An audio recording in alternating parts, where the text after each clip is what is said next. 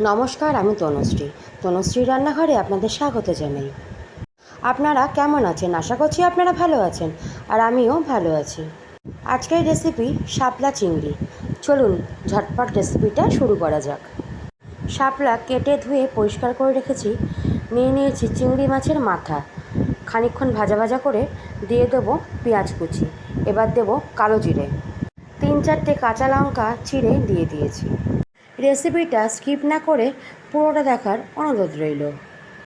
আমার চ্যানেলে যারা নতুন বন্ধু তারা চ্যানেলটাকে অবশ্যই সাবস্ক্রাইব করবেন, আর পাশে থাকা বেল আইকনটা প্রেস করে দেবেন। কথা বলতে বলতে শাপলা দিয়েছি, আর দিয়েছি নুন আর হলুদ।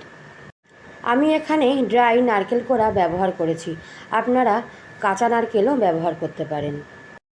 রেসিপিটা অত্যন্ত সহজ, আপনারা একবার বাড়িতে বানাবেন, আর বাড়িতে বানালে আমাকে কমেন্ট করতে ভুলবেন না। খানিকটা জলের ছিটা দিয়ে দেব, দিয়ে ভালো করে নাড়াচাড়া করব। ঢাকা চাপা দিয়ে শাপলা আর চিংড়ি সেদ্ধ হতে দেব। শাপলা কিন্তু আমরা 12 মাস বাজারে পাই না, আষাঢ় শ্রাবণ মাসেই পাওয়া যায়।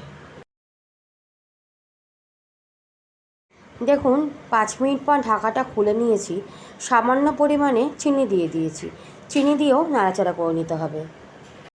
আজকের শাপলা রান্না অলমোস্ট ডান। এবার পরিবেশন করে দিয়েছি। আপনারা সবাই ভালো থাকবেন আর সুস্থ থাকবেন। ভিডিওটা ভালো লাগলে লাইক তো অবশ্যই করবেন, আর বেশি বেশি করে কমেন্ট করবেন। অন্য একটা রেসিপি নিয়ে আপনাদের সামনে আবার হাজির হব। টাটা বন্ধুরা।